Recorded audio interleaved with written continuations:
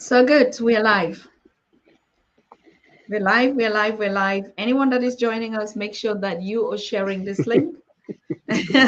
We're live, as you can see us cutely seated here in this beautiful Pan-African Daily TV studio with the most powerful king, Professor Dr. Reverend Shock Matthews. It's live on the Pan-African Daily TV. People, hey, make sure you know what to do. You know what to do, right? I already see your fans tuning in without even the jingle to call on the come on the show. They just know when Reverend Dr. Professor is sitting here. They know the right people. They know the people. When the people are here on the Pan African Daily, they just jumping in. I mean, this Oh, public y'all make me feel so good. this family is too much. It's too much. It's too much. All right, I love it. let's wake up the other sleeping giants with a jingle, okay? You are watching the Pan-African Daily TV with Dr. Susan Tata. The Africa we want. Unity, consciousness, our culture, our spirituality, our history. One Africa for African. All right, no problem. The jingle and the sound is tripping, but we don't have any business with it.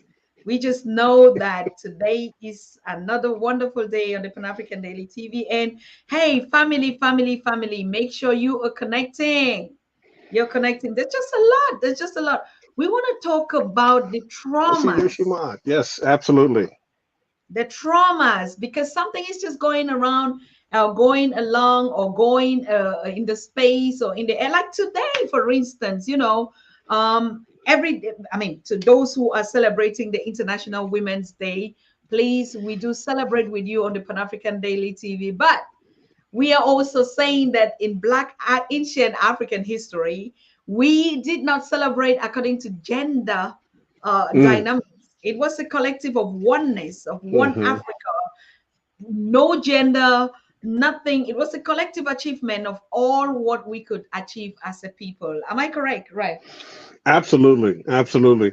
It's always been divine feminine, divine masculine. That's always been our culture. And when you look at second frequency European, they're always going to divide and conquer. You can always see that strategy in what they're doing. So they can weaponize and create more separation and division to harm the nucleus of the Black family. Okay, yes, because for me, this sound kind of like divisive, putting classism, sectors, gender, this one here, this one there. And at the end of the day, people just going crazy, focus on, yes, today is the International Women's Day. And then I asked myself. Well, now for me, every day is International Women's Day. I mean, that's just the way, African men, that's the way we rock and roll. So every day I celebrate the divine feminine. So, it's a divisive political, divide and conquer strategy that second frequency, they just weaponize everything. They weaponize everything. Yes.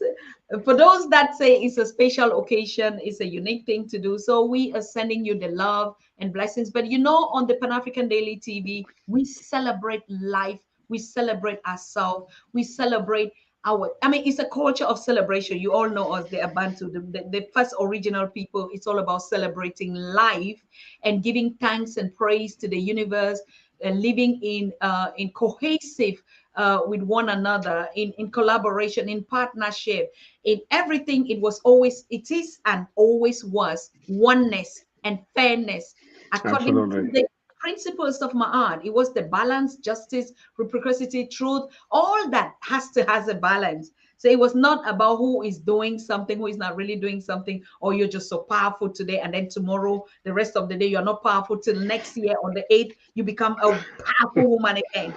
Good point. Good point. I love that. Absolutely. That was really, really good. I like that. Yeah. It's like, oh, I'm only powerful one day out of the year. So it's only, only this day that I'm powerful. No. You're powerful every day, all day. because that's what you have been designed to do. But again, it's fascinating how Dr. Clyde Winters always talks about make sure that you understand the difference between heritage and ancestry, right? So we have many different heritages, but we only have one ancestry, and that ancestry is African. That's B1, Black first. And if you don't understand that, they'll come in and they will separate everything. They'll separate the men from the women. They'll separate the children. They'll separate your toys. They'll separate everything. They want total control of your entire being.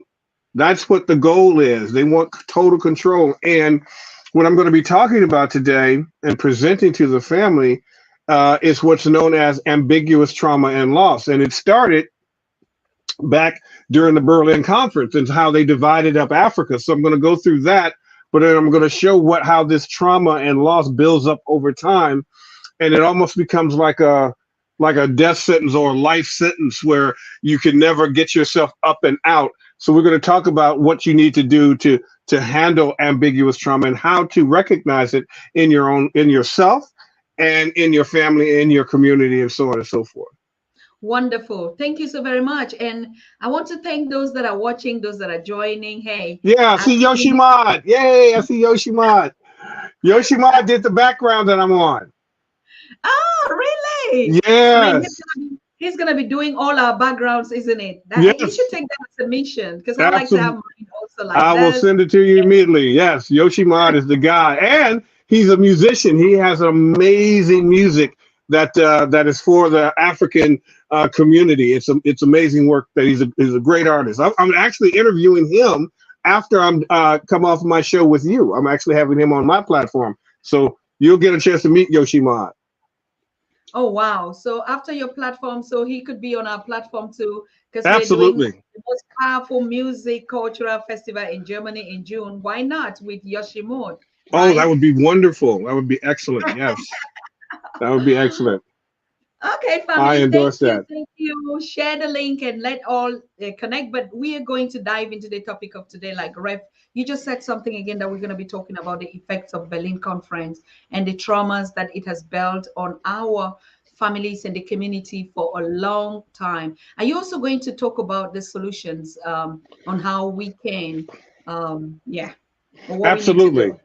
Absolutely. I always start with the problem. Here's the situation, and now here's the solutions. Shall I go into my PowerPoint? Wonderful. Just dive into it. Cheryl is ready. Everyone is ready. All our key members. Easy D. Everyone's ready. Can you see the full screen? Well, I think I need to set you on the full screen. Yes, the screen is full, but let me put it in. Okay. Yeah. Okay. Yes, that's right. You got another mechanism there. There we go. Yeah. So everybody can see that? Everybody can see you clearly. Wow. All right, fantastic, family. So today we're going to be talking about ambiguous trauma and loss of Africa. I'm such an honor to be here again with Dr. Susan Tata, Pan-African TV Daily. Of course, I always start with all of the women that I love, the spiritual mothers that raised me and brought me into this. Of course, is Reverend Dr. Johnny Coleman, Reverend Dr. Helen Carey at the lower right, and of course on the left, Reverend Dr. Well, she's not a reverend, but she could have been Nana Dr. Frances Cress Welsing. So, First Frequency of Oneness, in case you've not heard of us and this is your first time being introduced to us, we are a theosophical social science-based ministry that exclusively works with and teaches Black people how to create a spiritual, psychological, and emotional barrier to what we call second frequency racialized terror. And second frequency, of course, is European terror. We remove Black people, African people, from the effects of their false racial identities that we call third and fourth frequency. We also help Black people overcome their trauma and their trauma bonding, capture bonding, and Stockholm syndrome to second frequency whiteness. That being said, we're also culturally specific, meaning that I work exclusively with my people, for my people, and only for and with my people. And so we specialize in healing and removing that ancestral and historical incarnate trauma. Some people call it epigenetics, genetic memory. That's what we are specialize in. And as a result, we help you increase your vibration and signal that you're the first. You're the first idea, the firstborn, the first consciousness, the first concept of the creator, of what we call Amma, that first utterance, the first word of creation that created you. That makes us very, very special, because being the firstborn, we were given everything we needed and everything necessary to handle anything and everything that second frequency or anything else coming after us, we would be able to handle, because we're the original archetype. I am known as the metaphysical Morpheus, Reverend Dr. Phillipp Shock Matthews. I got a doctorate in metaphysical science and philosophy, founding member of First Frequency of Oneness. Shock, by the way, stands for Seeking Higher Omnipotent Conscious Knowledge. And of course, I'm the founder of Shock Metaphysics, a virtual comedic wisdom school, and I've written over about 20 books or so. So let's go to this quote. Black people are not cursed. They are temporarily interrupted, right? We are not cursed. We're temporarily interrupted. And we're going to go into what causes this interruption. So I'm going to introduce you to the trauma that fuels racialized poverty and financial struggle. It's known as ambiguous loss and trauma. Now, ambiguous loss is a loss that does not have closure. I want you to be very clear about that. Pauline Voss, who coined the term ambiguous loss and invented a new field within psychology to name the reality that every loss does not hold a promise of anything like a resolution. So the second frequency European, when they decided to split this up and create this terror, this Ma'afa, they knew they were going to plant seeds that and trauma that could not necessarily be abated. Now, the types of ambiguous loss, physical and psychological. So as simple as adoption, migration, missing people, miscarriage, stillborn loss, natural disaster, which is I don't call it a natural disaster. Nothing is natural about second frequency, but second frequency was and is a disaster to us. And so it affects us psychologically and physiologically, because we might have family members that we don't know what happened to them. We don't know if they're ever coming home. We don't know how and when, but they just left and never came back. That's ambiguous trauma. So it's an emotional roller coaster. It changes the family. It changes your family. It changes your spiritual beliefs sometimes, and you start to begin to withdraw. So what we're going to learn how to do and talk about this is how to live with the emotional tidal waves of ambiguous loss and trauma. And so we understand the Berlin Conference is what started this whole situation from 1884 to 1885. Look at what they did to Mother Africa. Look at what they did to our land. They split us up. This is what we were talking, Dr. Tata was talking about earlier, about the divide and conquer strategy. They divide and separate. And I remember talking to one of my African queens, and she said that she spoke like the typical African speaks about 5 or 6 different languages, but if they don't speak English, they're considered illiterate, right? Yes. So this is that factual, Dr. Tata? It's not natural, because wow, it's not. Go ahead. Wow, that's incredible. So you get an understanding of what we're up against in this ambiguous trauma. It's a massment of trauma over a period of time. So institutionalized racism, poverty, all financial struggle comes from colonization, and it creates this also ambiguous economic trauma and loss. So understand, Africa is the richest country in the world, but because of the divide and conquer strategy, this is what's happening. So I developed a concept called the 2 points of trauma. So one point is what I call the trauma set point, which is a subconscious genetic memory that snaps you back to the reality you are most familiar with. How many of you and how many times have you gone into a situation positively and you thought you overcame that situation, only to find that you're right back in the same situation yet again. And you're like, I thought I learned that lesson. I thought I was over this. That's a trauma set point, because that trauma gets set. Remember, we talked about decontextualized trauma, ambiguous trauma. It gets logged into the body, and it's almost like a Norton antivirus. It's a Trojan that moves around, and you can't find it, but you know it's there. And then the second type of trauma point is the point of no return, which is like a life sentence or terminal illness. And so sometimes we allow this ambiguous trauma to run us and to rule us, to completely, and then eventually to kill us. And so we end up running out of time, and we never manifest our true potential. So Black economic ambiguous loss, it feels like an overwhelming sense of past, present, and current and future loss. The confusion of not knowing how or when you are going to get out of debt or live your best life freezes you in the grieving process. And that's what we're going through and growing through right now. People plummet from hope to hopelessness and back again. Depression, anxiety, and somatic illness is often sets in. So as I have said many times on this platform and others, we're not sick people. We're sick from being captured, controlled, and corralled by sick people. So nothing's wrong with us. Something happened to us, and it was second frequency happened to us. So all of the losses experienced in personal relationships, ambiguous loss is the most devastating because it remains unclear and intermediate. People experience ambiguous loss are often criticized for not finding closure. Isolated and trapped between hope and despair, they manifest lingering grief symptoms, often mistakenly diagnosed as personal, marital, or familial pathology. So nothing's wrong with your marriage or relationship. Something's going on there that happened that is ambiguous trauma and loss.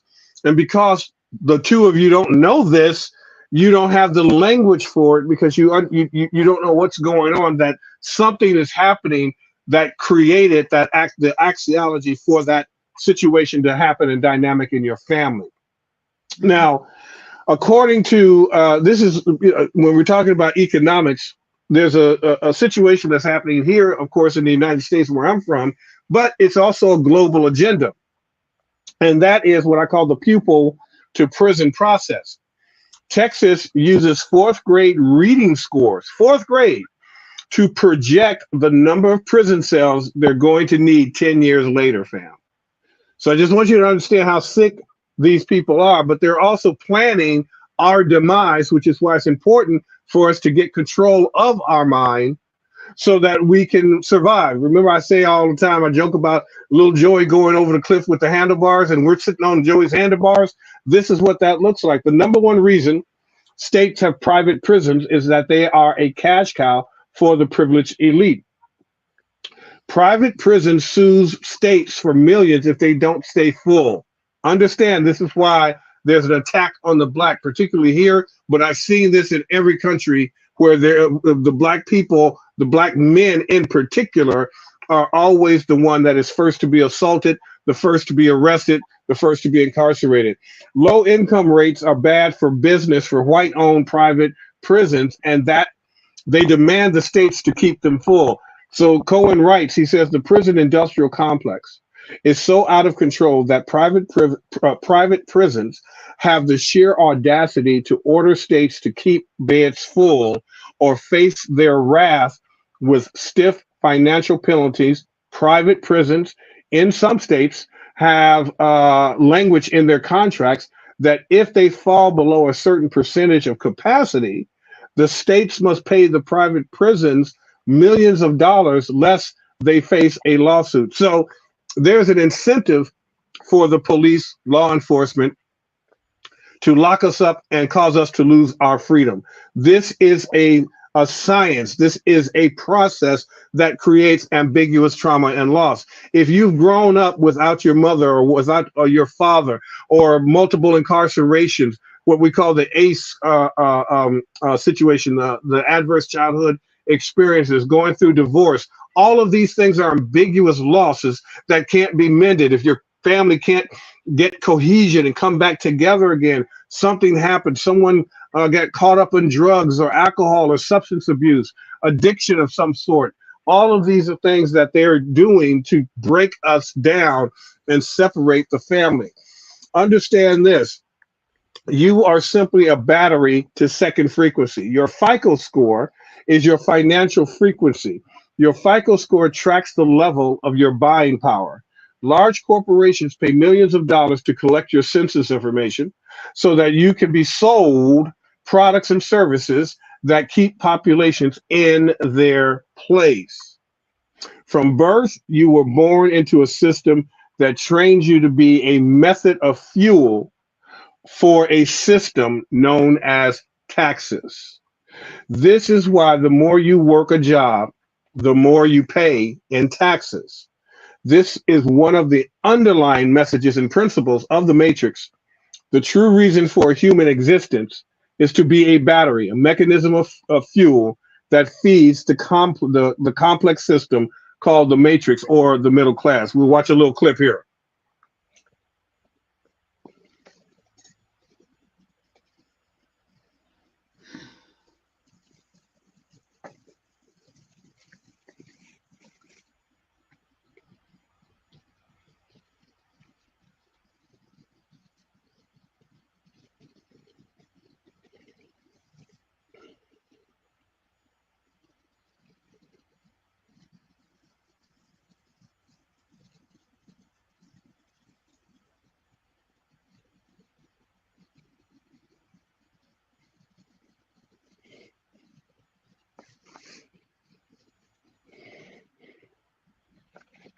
Oh.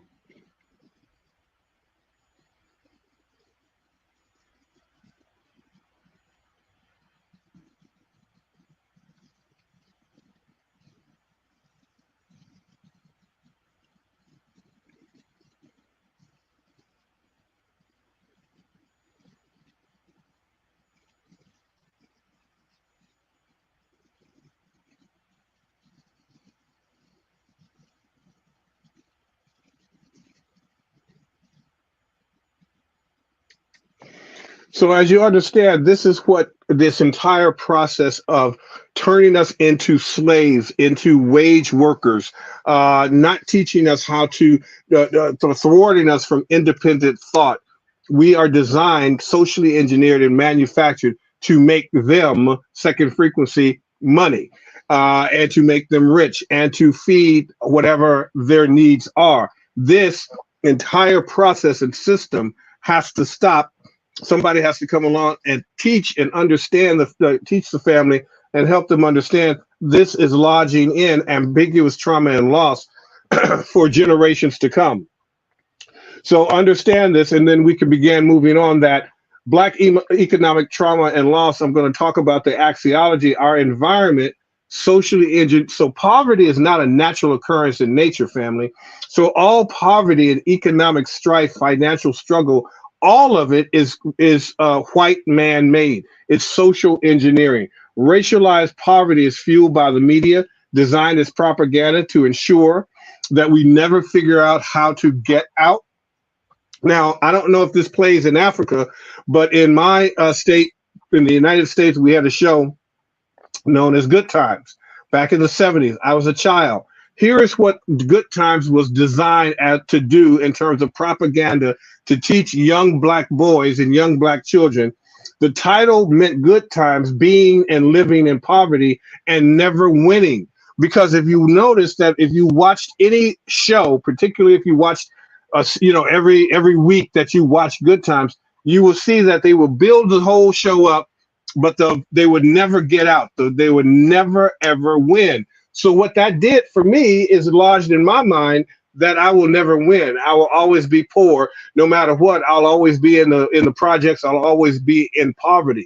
This is the propaganda, like the television shows, the radio shows, the images, all of these things of how they show us and view us. This is part of that social engineering that creates that trauma bond.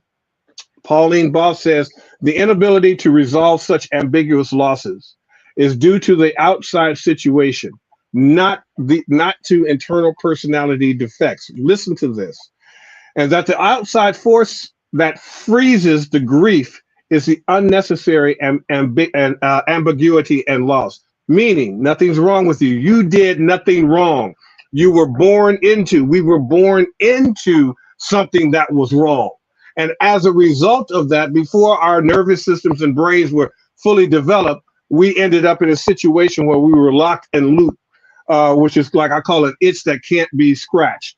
So economic goals, dreams, and aspirations create thought loops, which are thoughts that demand attention or require attention. An open loop occurs in the body, which is a body-mind function that is activated to close it. Now, if you get an itch, for instance, which could be a question, you want an answer. The answer closes the itch. It addresses the problem. But if you have an itch that can't be scratched, that starts and creates and starts looking like pathology and starts looking like ambiguous trauma and loss.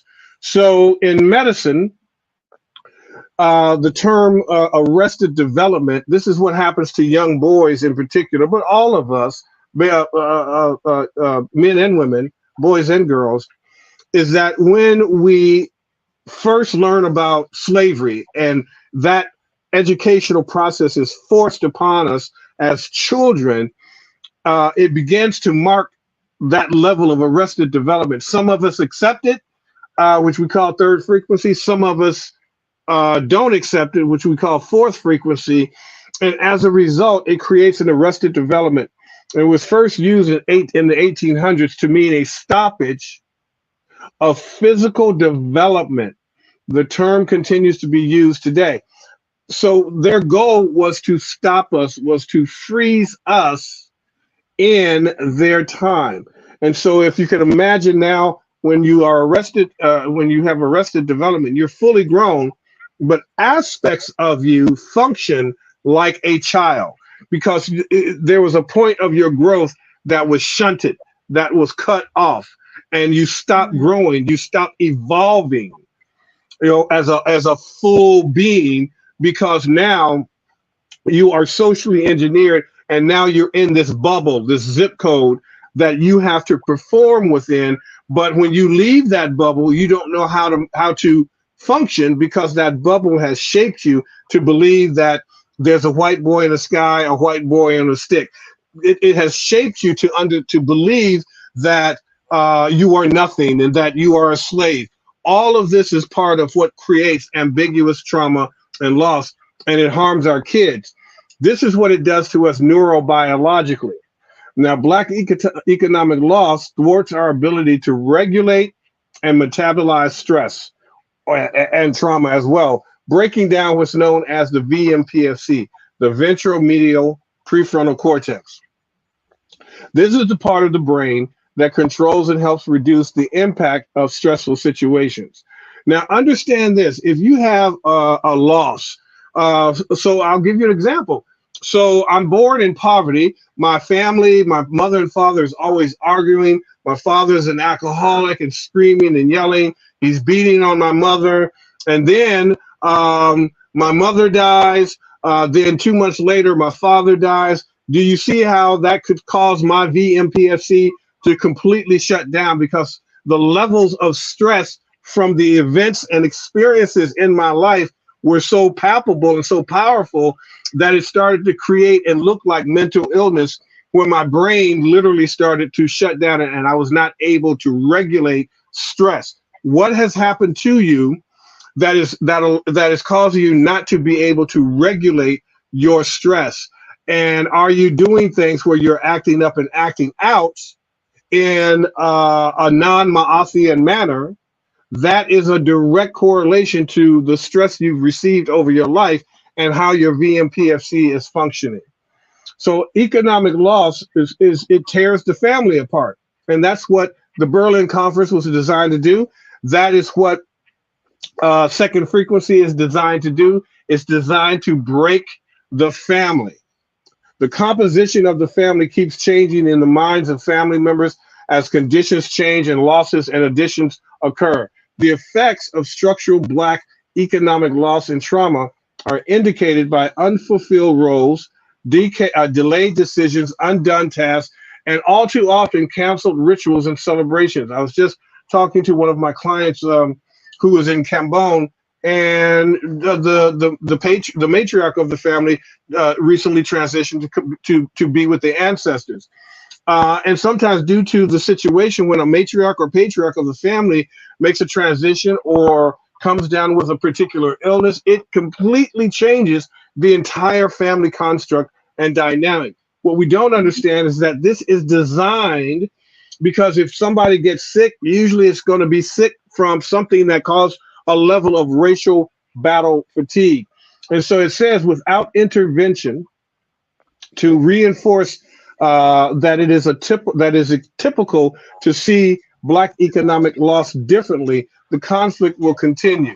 So as we move forward, family, and if there's any questions from the family, Dr. Tata, let me know. We can always I can always answer some questions. Okay. So understanding Black economic loss is often long-term, and in its ability to be resolved, it is traumatizing for individuals and families who must live with it. This can cause personal and family problems, not because of flaws in the psyches of those experiencing the loss, but because of situations beyond their control or outside constraints that block the coping and grieving. I want you to look at them, pause at that last paragraph. Outside of our control, fam. If nothing is our fault. It's not your fault that you are the way you are. You were socially engineered and constructed to do so and to be so. It's outside forces that's working against us, which is why we have to get back to our first frequency mind. Because if we trust and let them lead us blindly, that is always going to lead us to death.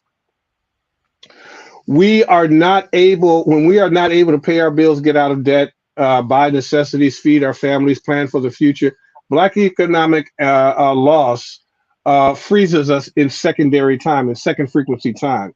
We constantly live between hope and despair, the hope that one day it will get better, and the despair that it may never get better. And this creates what we know as STEM. But I think it's Dr. Chester Higgins that came up with this concept of STEM, which stands for space, time, energy, and movement.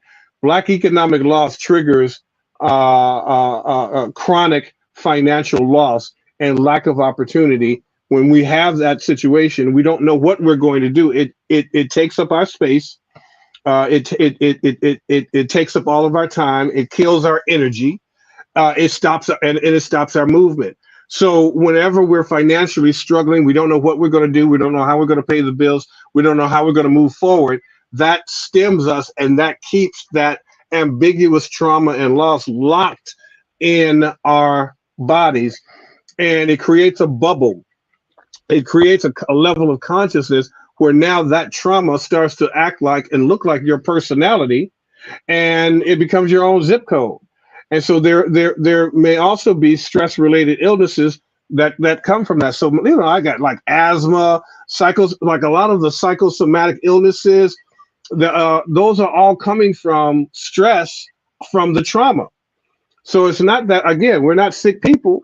We're sick from being around sick people. So the highs and lows, hope, despair, dance of economic trauma, that is known as oscillation. Poverty is not natural, family. Poverty is not natural. And so we understand that if we keep this up, we're going to learn how to be helpless and learn how to be hopeless. And that's not what we want to do. The stacking of multiple events on Black economic loss and trauma has triggered this never-ending loss and financial struggle. And so they say this can go on for years, and some of us are in our 40s, in our 30s, in our 50s, in our 60s, in our 70s, and 80s, and we're still struggling. Why? We have to understand that this was designed. Economic loss is the ambivalence of that is learning how to be poor. That's what they've taught us to do. And this is the guy right here, Dr. William A. Smith, who coined the phrase and the research of racial battle fatigue. We break down psychologically and we break down physiologically due to the racialized stress of just simply being African, being a Black person on this planet. That is what we are dealing with every day. And it creates something very interesting psychologically. It creates what's known as an UG feel or flinch response.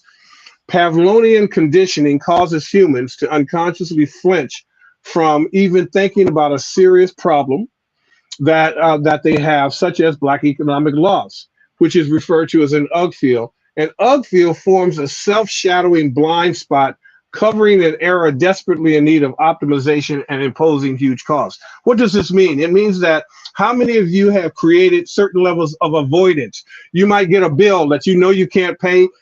Rather than trying to figure out how to move yourself forward, you stop, you do nothing because you're feeling helpless and hopeless, and you just put the bill in the drawer and hope that it goes away.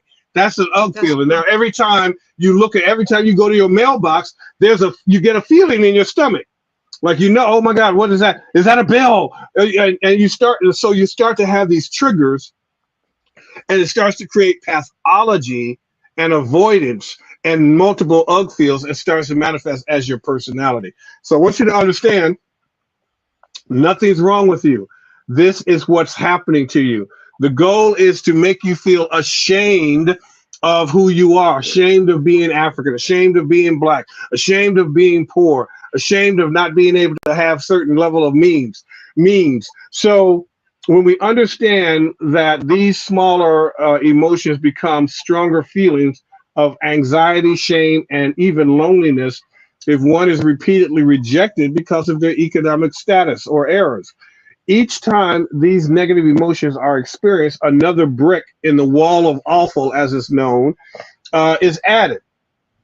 And this emotional barrier, it prevents us from initiating tasks and taking the risk necessary. So understand, like, the front part of our brain, there's a part of our brain known as the motivating brain, or the M drive, the motivation drive.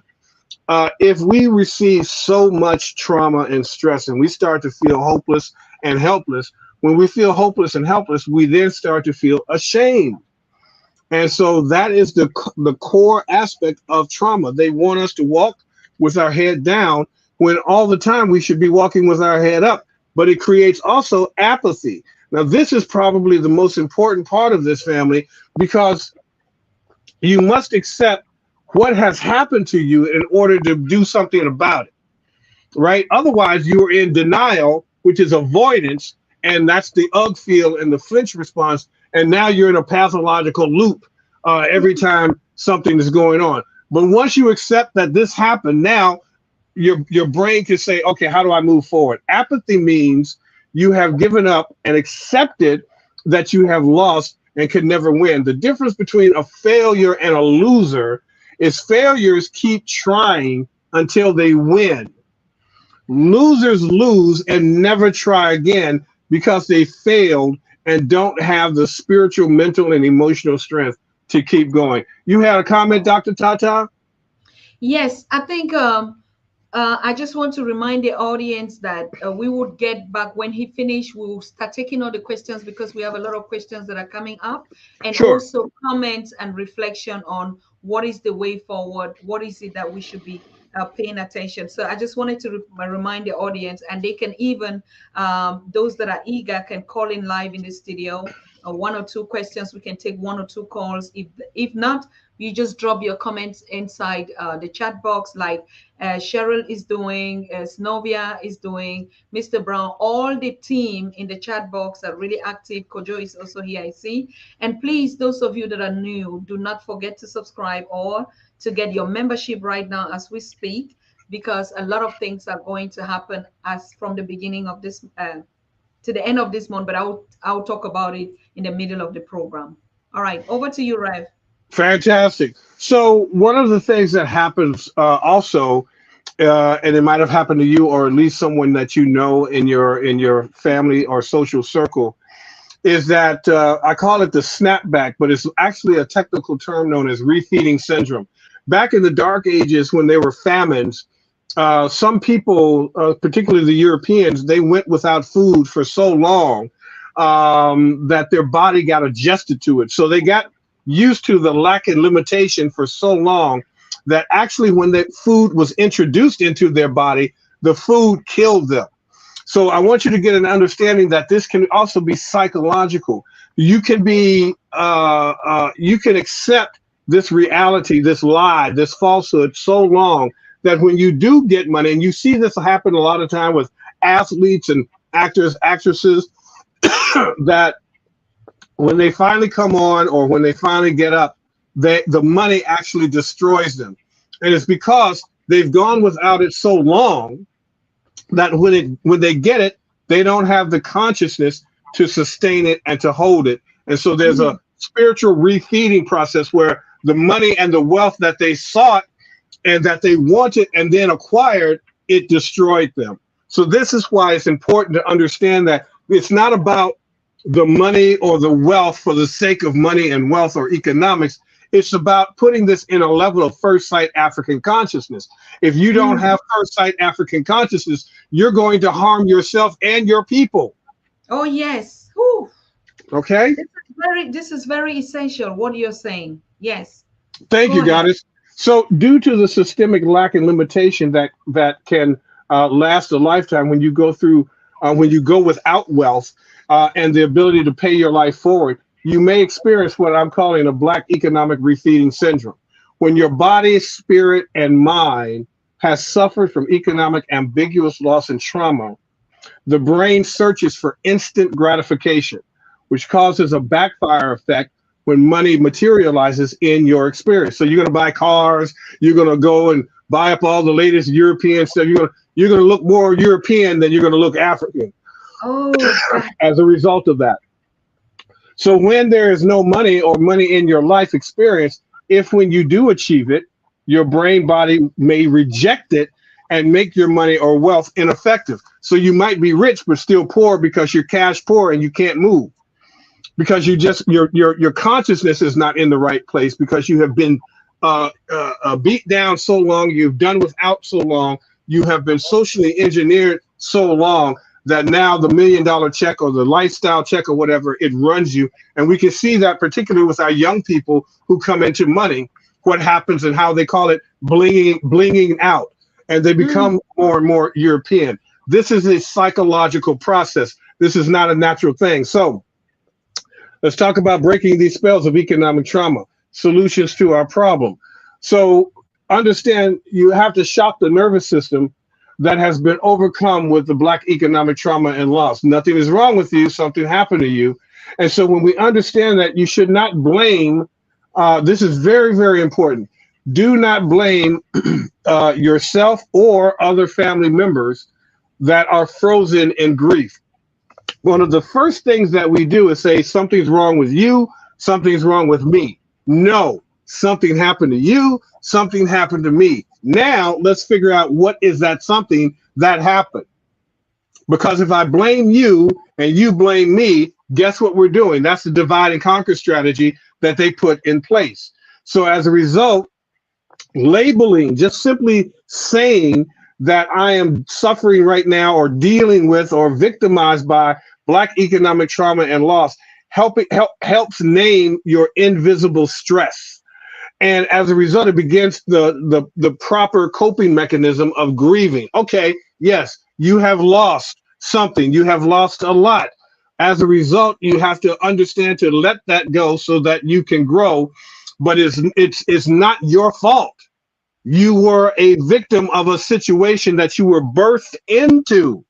So before you were born, your parents, before they were born, so on and so forth, they were socially engineered and conditioned. Our job in this generation, in this incarnation, is to wake up from the sleep of what they have done to us that has been ambiguous. So understand that ambiguity named as the culprit, self-blame is lessened. Evaluate what price are you paying right now for your for your economic loss. What price are you willing to pay to finally overcome it? Nothing is wrong with you. Something happened to you. Don't believe you are first frequency. Know that you are first frequency. You are God's beloved. You are Amma's first choice. When Amma decided to manifest in multiple organic form, you, me, Tata, everybody, Yoshimod, everybody that's watching was formed instantaneously in that moment. That moment, we were perfect, whole, and complete, as above and so below. So you are a creator having a third and fourth frequency trauma experience, but that's not who you are. You're just having the experience because you're a God having these experiences. It looks and feels very, very real. So nothing can ever will be wrong with first frequency African people. Second frequency Amu people happened to African people. Understand this. Now, I have a free subscription for family to give away to you that you've probably seen on the screen. It's a free lecture series, so you can kind of get an idea. It can walk you through how to move yourself forward and how to recognize all of the different trauma imprints that are inside of you. And of course, you can go to nothingiswrongwithblackpeople.com. And again, a beautiful shout out to my beautiful beloved Amma in expression, Mr. Yoshi Mod, for the graphics.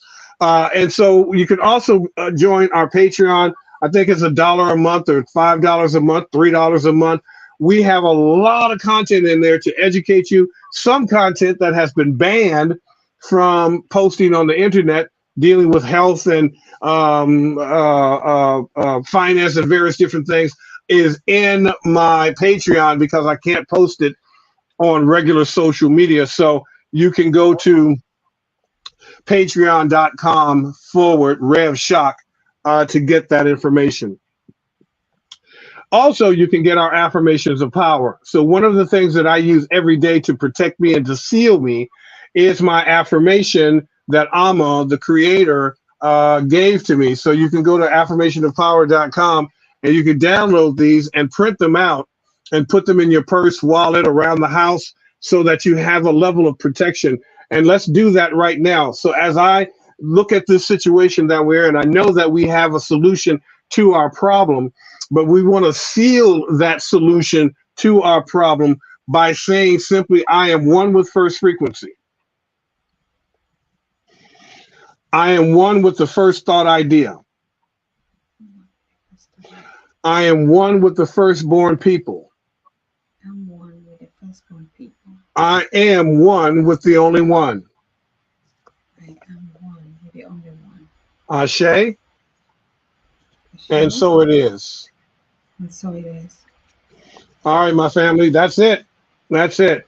So let's get into some Q&A here. Make sure I'm stopped sharing here. Let's see if I am back.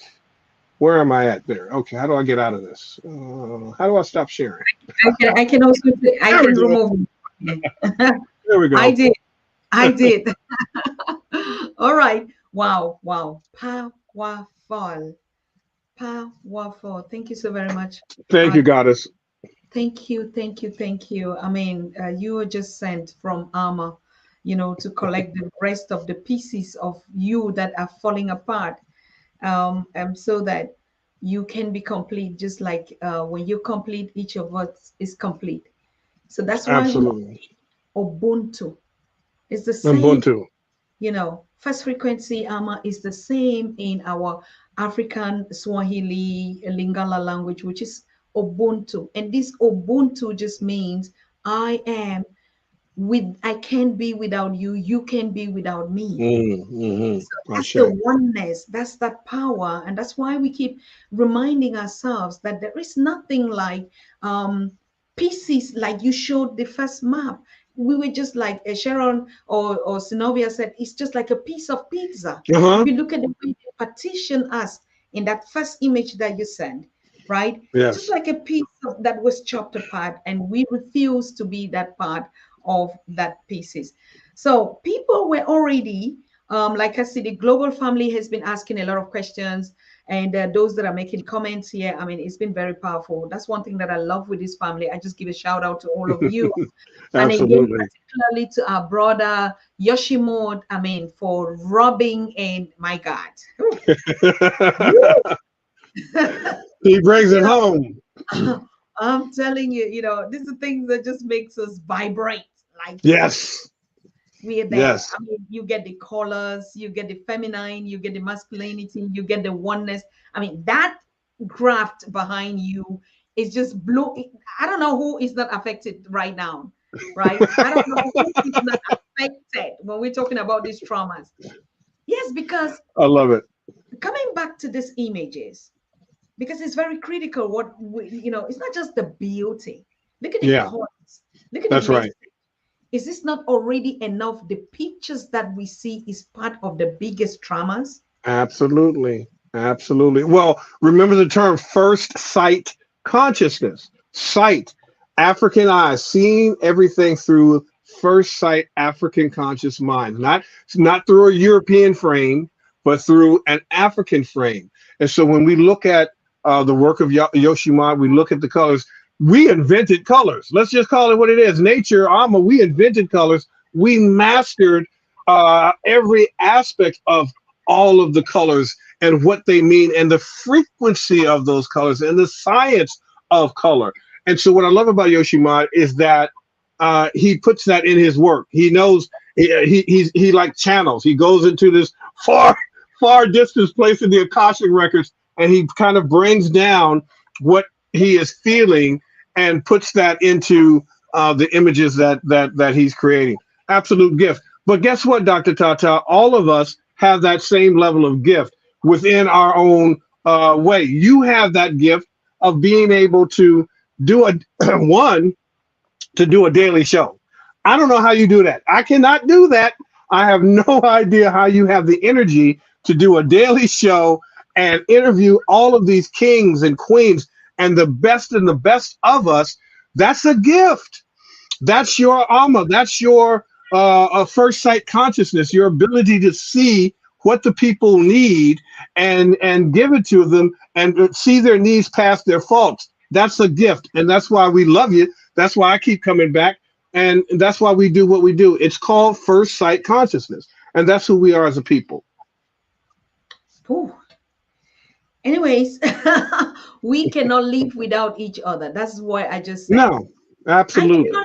I cannot live without you, Professor Reverend Dr. Shuck. You cannot live without me. That's just right. It's logo me. That's right. So That's that right. oneness is actually empowering. All right, we go to the questions of the audience asking. You already, I think, has already addressed it, and then most of it we actually saw the comments that were coming up. But one very particular question that we had from Brother Easty when he said, I think that's even the last question. Let me just pull it down, please.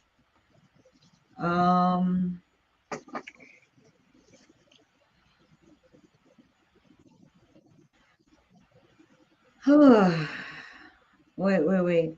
I think he asked something about the financial status. Like, you made a very big mention about the what was that point that you brought when we have money and then we don't even know how to go with along with it.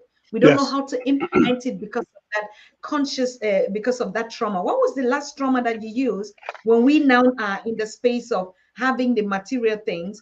Refeeding syndrome. Refeeding syndrome. Yeah, it's a concept. It's a medical concept of what happens when the body has gone without food for so long that it has become malnourished. It has become used to being malnourished. It now has a new memory and epigenetic tag of being malnourished. So then, when that body is actually fed actual food again, that food, which is supposed to be nourishment, actually kills them. And so I take that concept, I take that medical concept, and I apply it to what happens consciously to us. I have seen this happen, and I have fought with myself over this. Sometimes you get a big wad of money and you want to go and mess it up as opposed to invest it. Or sometimes you'll start to attract other people's problems. You'll end up giving the money away to friends and family. You might gamble it away. You might go and sex it away. And at the strip club, you might go and you might donate your money away. Why? Because there's something inside of you now that has programmed you that even though you have money, now that you've attracted the goal and accomplished the goal, you feel you don't deserve it. And so you end up giving that money away and going back to the same set point that we talked about earlier, those two trauma set points. So that set point is similar to what happens with us in weight loss and weight gain. So you have heard that you're doing a fitness routine, a plan, and you get there, but it's so hard to lose that last 20 to 10 pounds. That last 10 to 20 pounds is so hard to lose. Why? Because your body has a set point. There's a certain weight that we all are supposed to be. And that set point, when we start to fight against that set point, we have to do a lot of work to reset a new set point. So we have to create the consciousness of wealth to have and hold the capacity of wealth. If we don't have the consciousness of wealth and any genetic memory of wealth in our families, then we have to develop a capacity for wealth. Otherwise, we might get that money, but it won't fit in the capacity or the size of our consciousness. And so we'll end up just spending, and sometimes going back in debt. You hear this all the time with lottery winners. They get the money and they blow it and they become more poor than they were and more in debt than they were prior to winning the lottery. So this is what they've done to us psychologically, and this is why I do the work that I do. So it's not just about making the money. Yeah, we can make money, but do you have the consciousness to hold on to it? Do you have the first sight consciousness to move that money into the Black community? Like I work with Yoshimad. I cut off some money and give to Yoshimad. Yoshimad does that for his family. That's keeping it in the Black family and moving the money within the Black community. This is what we have to understand. It's not about getting the money, family. It's about first getting the consciousness. Look at your youth. When they get money, they go European. They look and act like second frequency. That's a disease. That's pathology. I think I'm so sorry. We have to do a special conversation on this because I think this is no, honestly, it is not relevant because I see this is a position where we are now. Look at Black stars, Black artists, Black celebrities. You know, the more they get the money, and I think that's even the reason why they would support and give them this money is because they know that it's just like giving you the money and you buy again to consume from their products. So I think this one, like I said, is the key point where we will have to do a particular lecture only on that. How do we keep our money when it comes? Now we are still on like the survival mode of have money, oh, we need it, oh, we're poor. We're still looking at the fiat currency as if that's money. But the wealth is the mind, what we will be able to do with it when we have the mental capacity. Now, I give a very clear example because you just hitting on the nail. When I started my mission, honestly, I think it's 30 years today. And for me, it was I really wanted to get money. In the beginning, it was like, I want to get money. I come from a continent where I see my people so poor, my family so poor, and I wanted to get money. So I started the organization and started organizing the events on African culture. My idea was to get money. So at the end of the day, or being in the sector for more than, let's say, 20, 25 years, I lose so much money. I lose so much money like every year, and it's rated to more than equivalent of more than 2 billion that I lost in Germany on those platforms. But now but this is the game, and why I think even this path is our ancestral path. We need to lose so much money to be able to lose the essence of money. So that for me, because right now, I think now I'm grown out of that. Money means absolutely nothing. It is the value and the vision that I put because I've lost so much money. Money has no value for me anymore. And so Mm-hmm. the Mm-hmm. value is the vision that is bigger. And I begin to thank and resonate with the system and where we are to say, thank my ancestors because they put me actually on this journey. If they had given me that money, I would have been destroyed. I would have been something else.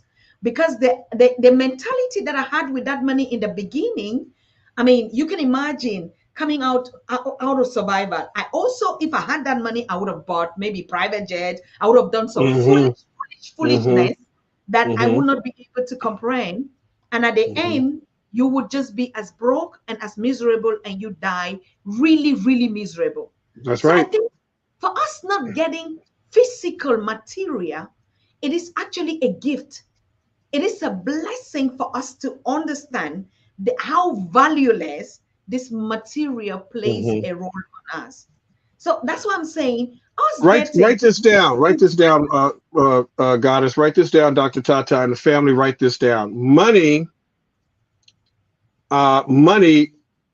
is moved by ma'at, or money should be moved by ma'at. What do I mean yes, by that? Is that should acquire money so we can share it with other Ma'athians, other yes, people that are in first sight consciousness and first frequency. So yes, money moves Ma'at. Ma'at is the substance that gives us life, that gives us food, clothing, and shelter. Money is just one aspect of Ma'at, and by using our money with each other, we're moving Ma'at. We're moving and circulating Ma'at throughout our entire culture exclusively. But we're now doing it in first sight consciousness. We're now doing it deliberately. And so now we're overwriting all of that financial lack and limitation, genetic code, and genetic memory. So money moves Ma'at. I share. I share. Asheo. Yes, I share. I think that's just the point. We need to start preparing our mental capacity to be able to manage the world which we all own. And that world is Absolutely. on the continent. That world is in us, not because we're born on the continent, but just because the continent is in us. If we Yes, cannot be pronouncing every day we're the second richest continent in resources, in minerals, in everything, in land, in space, in everything, that's right. but in our mentality we are poor. So we have not had the mental capacity to be able to comprehend the wealth that we have. Otherwise we will not be seeking for it elsewhere, isn't it? Am I That's correct? correct. Absolutely, 100%. And again, we here's the good news is we can literally do this in one generation. This is not going to take multiple generations, and it's not going to take a lot of people. We don't need every single African on the same page. We just Yes, need a few. We just need a few that are on the same page, and then our consciousness, our frequency, our vibration will then impact and affect the rest. And then we become, the cream always rises to the top. So all we have to do is just get the understanding. Money moves my understanding what our ambiguous trauma and loss is, one understanding what the refeeding syndrome, that backfire effect of getting money can do, and getting first sight consciousness. And we're good. We're good to go. yes. We're good I to share. go. Sister Lee is saying, I am so open and ready to receive every divine blessings Amma has waiting for me. So, sister, I Ashe. think you just go to the Nothing is Wrong with Us website, you sign in and begin to tap into that knowledge, resources that is waiting for you. It's like all of us, I'm just going to tap into it. I want to get it to this next level is, taking it really on the affirmation of what belongs to us, just like any one of us here. Make sure you just click Nothing is Wrong, www.nothingiswrong with us, something happened to us.com, and you'll be able to get into the other links of Reverend Professor. This is a gift to us, people. This is Yes. a wonderful gift. And I see Cheryl or Sinovia and all Kojo, all the family has been like, yes. I mean, this is the moment. This is really it, the traumas. How can you Absolutely. describe the ones on the continent? This is, I think, the ones on the continent is just like, Like you're sitting on the diamond and you're just running away. Yeah. What type of trauma is that? Well, the trauma, yeah, that's good. It's the trauma of when you have been taught how to be helpless and hopeless. It's known as the normalcy bias.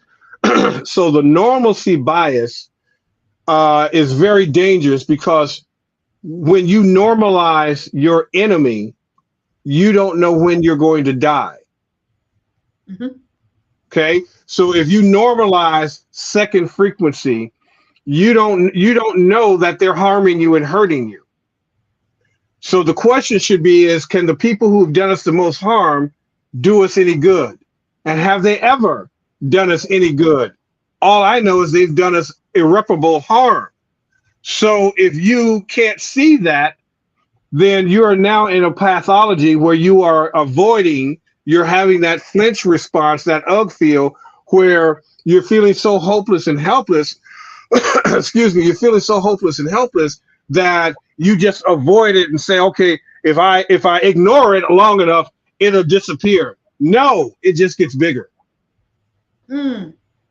Whatever you give attention to, even if that intention is ignoring something, that's a frequency that you're giving to it. That's energy that you're giving to it. And remember, you are an Amma in expression. So you're giving Amma power, creative power, to what you are ignoring. So now you keep getting experiences in your life that you must ignore. Mm. And now you're on a treadmill running to stand still. You've got to break that signal. You've got to cut off that frequency. You've got to interrupt it by understanding first sight consciousness. And by doing so, then you begin to cleanse, and neurons that fire together wire together. So if I have said all the time throughout my life, I'm poor, I'm broke, I can't afford it, I need help, I ain't got no money, those dendrites begins to grow and get thicker and thicker and thicker, and that neural network begins to get thicker and thicker and thicker.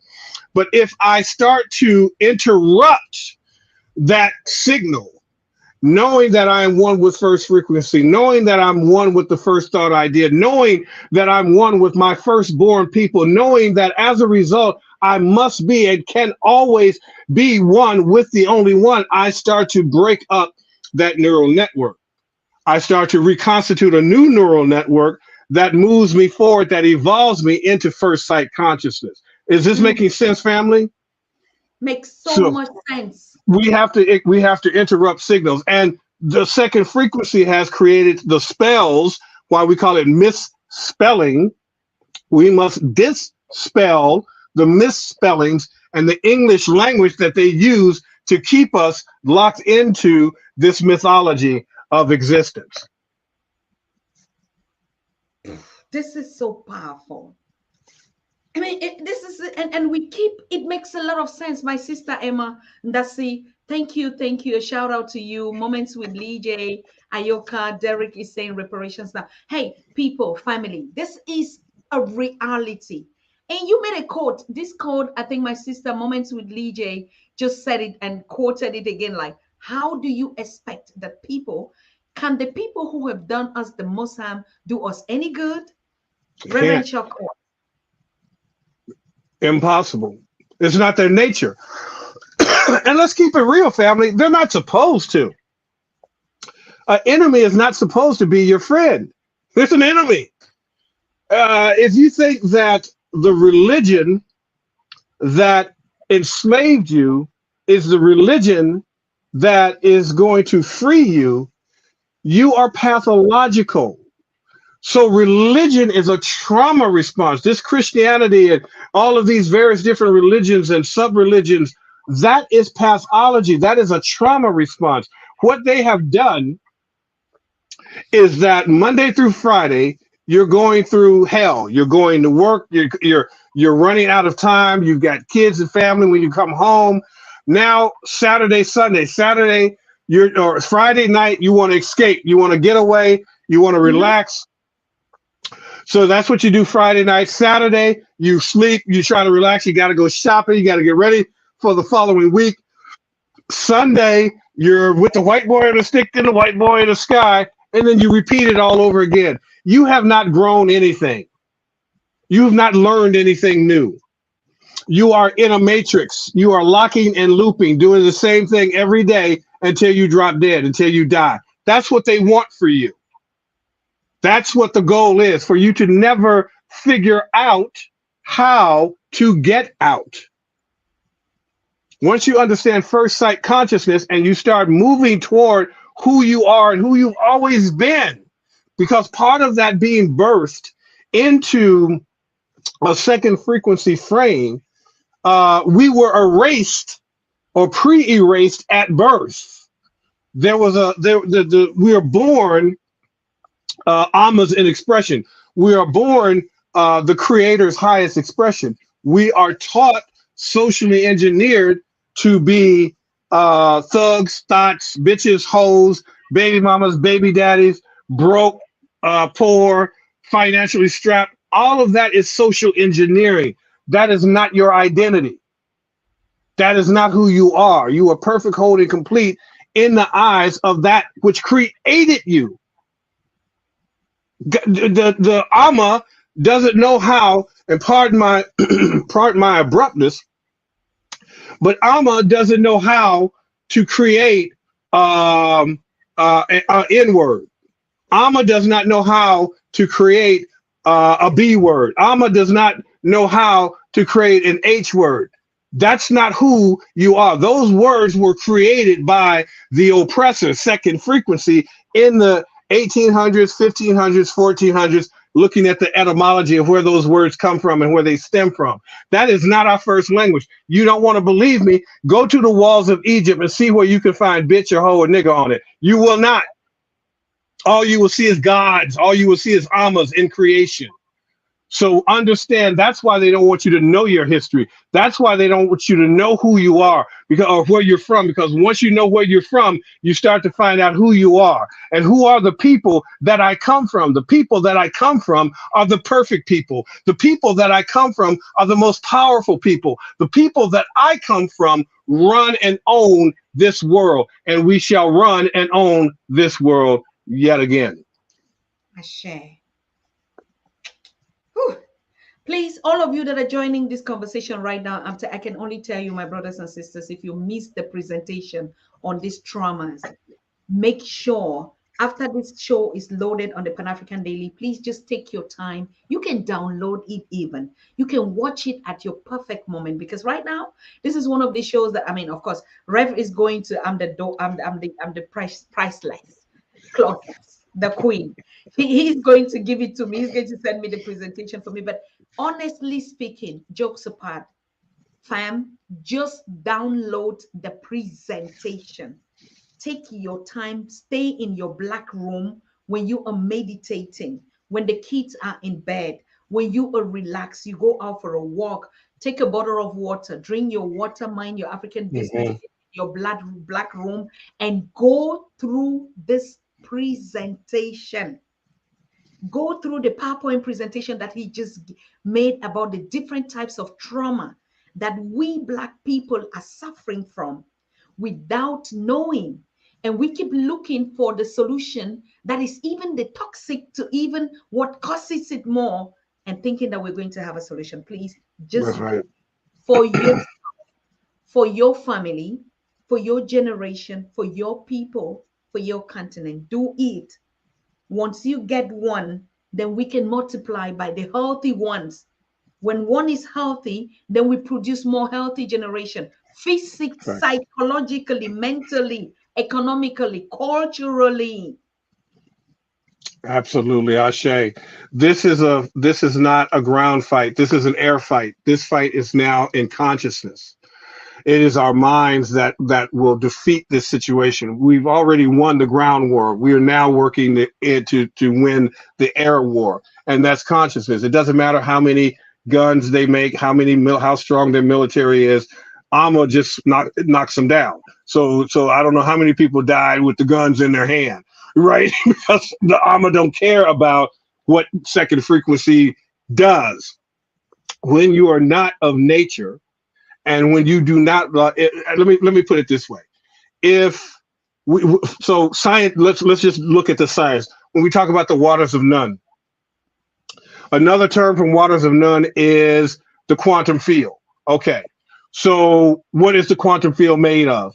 The quantum field, the Akashic records, whatever term you use, it is made up of dark energy and dark matter. That is the largest incomprehensible totality of the entire universe, or universes, plural. Everything starts and comes from the black. In order to see light, darkness, blackness must already be present. In the blackness is gravity. In the blackness is where we come from. For 9 months in the womb, in the black cosmic womb is where we come from. So understand, before we can even have melanin, we must have carbon, and carbon is black.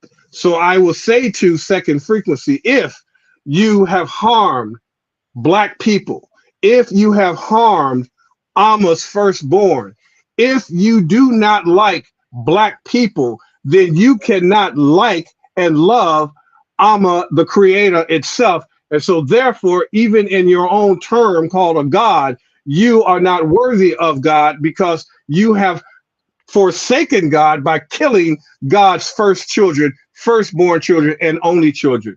It's something that's getting ready to come to second frequency. No matter how many bunkers they have, no matter how much military they have, no matter how many guns they have, you do not hurt or harm Amma's children in perpetuity, and that does not come back to eliminate you off of this planet.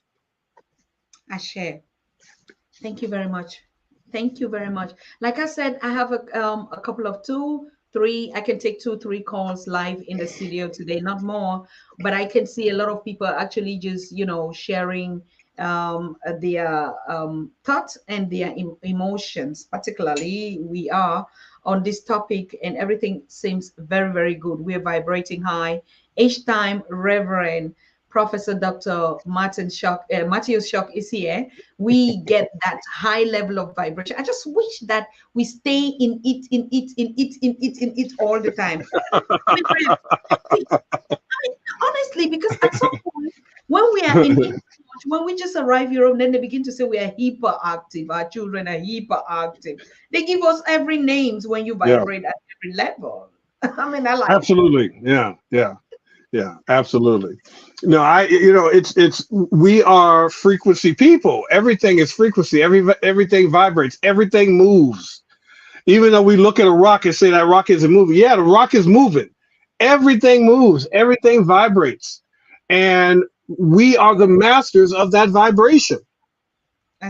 We have been interrupted, blindsided, and intergenerationally socially engineered to forget who we are, but it's impossible to forget who you are when it's encoded, when who you are is encoded in your body.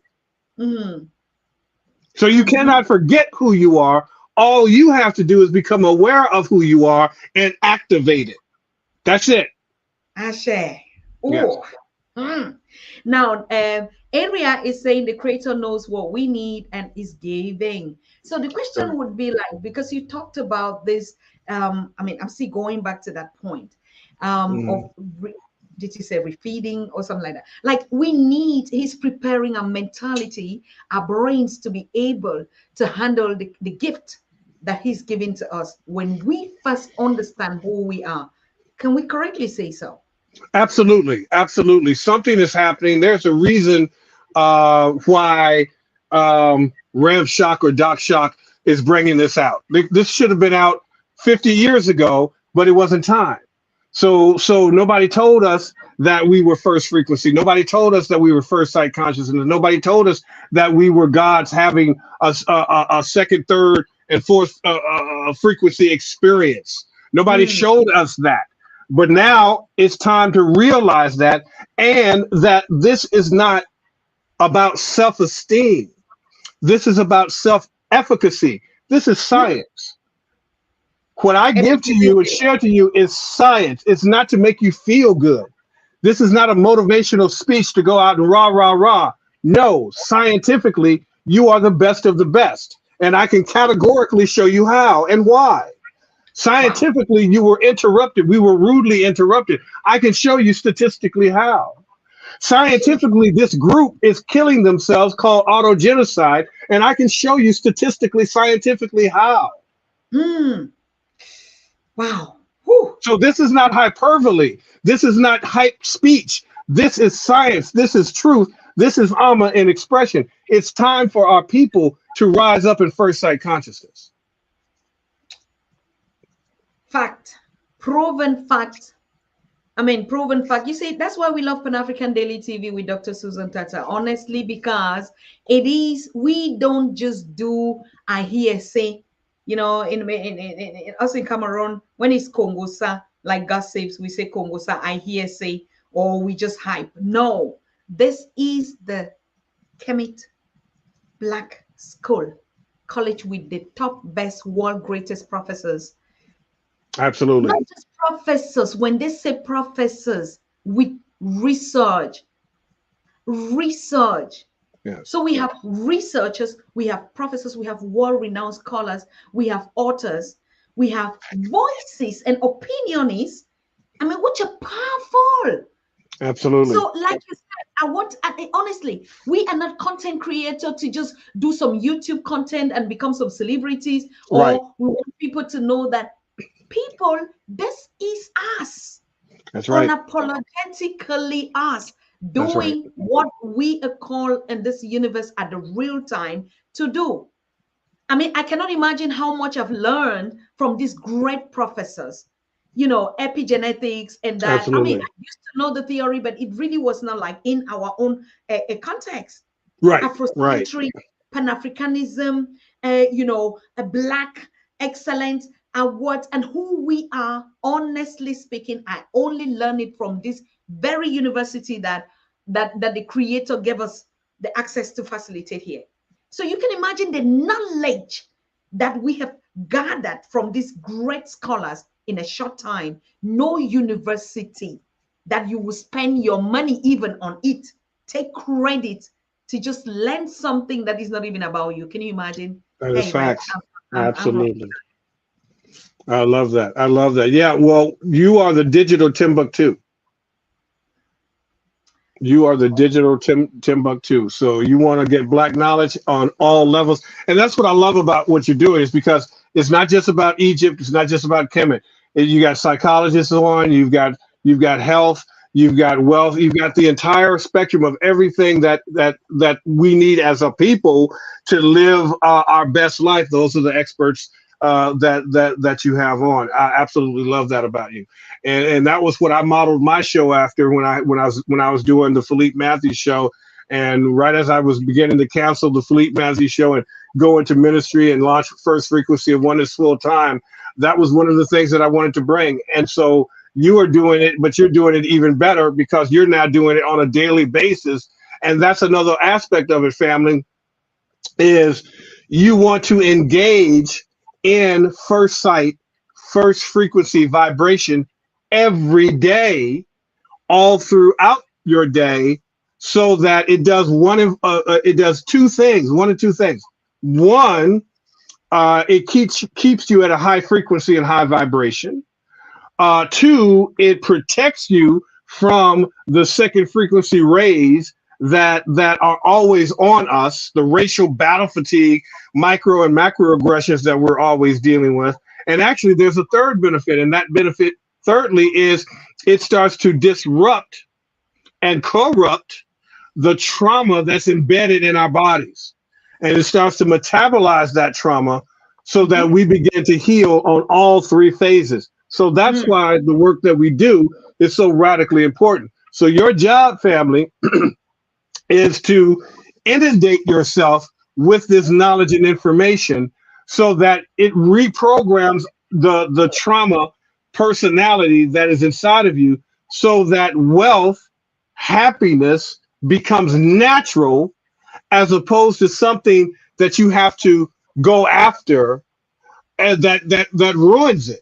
And when that wealth and happiness comes, it will come perfect, whole, and complete as it says in the in their scripture, pressed down, shaken together, it will come whole as a result of that, and it will not control you. I've had this conversation, I remember, with Robert Kiyosaki 20 years ago. He says, if you don't have the mindset for money, money is going to run you. You won't run the money. Mm-hmm.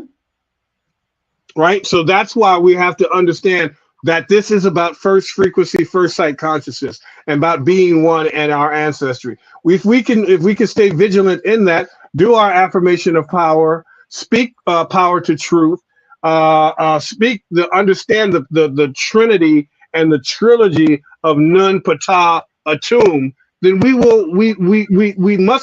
have already won. We have already won. Ashe. We have won. I think the way we see ourselves, a family, is like, imagine food. Imagine food. When we talk about our platforms, I don't know whether Sister Lee J, you have also, when I see Moments with Lee J, do you have also a platform that you educate? Please, if you have, make sure you're dropping your YouTube or whatever platforms you're running for the family to also follow you on this platform. I know Lee J. I know her. Hey, Goddess.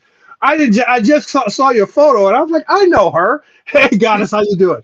I remember. Yeah. She's awesome. I think she's a Patreon member too. She's one of our Patreon members. Okay, yeah. You see, yeah. So that's it. I don't know her platform or something, but when I see Moment with Lee J, it means Lori Johnson. That's it, Lori Johnson. Yay! Okay. I miss you, Lori. All right. Lori's awesome. That's what we're saying. The thing is what?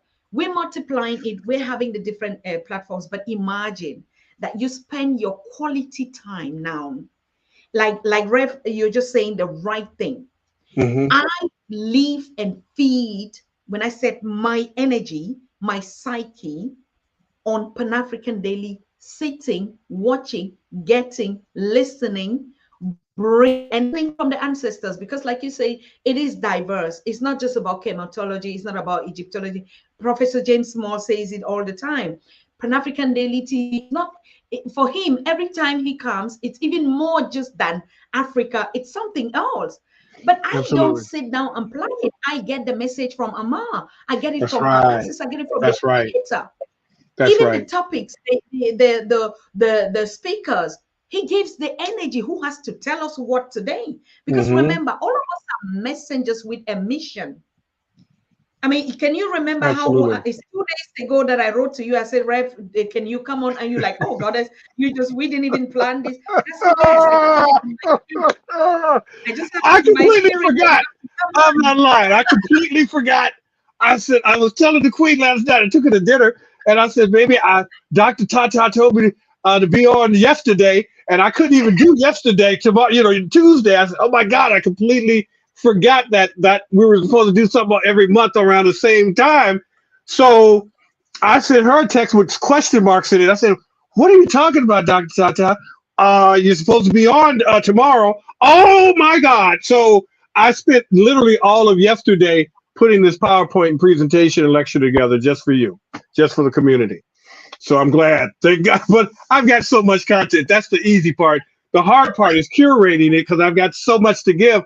I'm working on a webinar right now on how to dispel the frequencies and curses and hexes of second frequency that they have placed on us to keep us in confusion. I've got 270 slides already for that PowerPoint presentation. So I have so much content, so much documentation, and again, all scientifically based. So this is not, what some ministers do where they put 100 on 10 and say, no, everything is, we're a teaching ministry. We're a scientifically based ministry that deals with metaphysical science and physics. And that's what we do. So, and that's who we are. We all are Jehudi, right? We are all the most brilliant and the brightest, but we have been separated. We have been divided, but we will not be conquered. We will cease this conquering. This has to end. This has to stop because we are one mind. And when we tap into that one mind, this is the beauty of this, Dr. Tata. You're in your part of the world. Lori is in her part of the world. Yoshimon, I see Felicia Brown and Hire Hecka, and who else is on there? Kef Parker. All of you, me, we're in another part of the world, but we come together and represent as one mind. Yes. That's power. That's one power. Frequency. That's frequency. That's frequency interruption. You see, when Dr. Tata comes on every day, she's interrupting second frequency.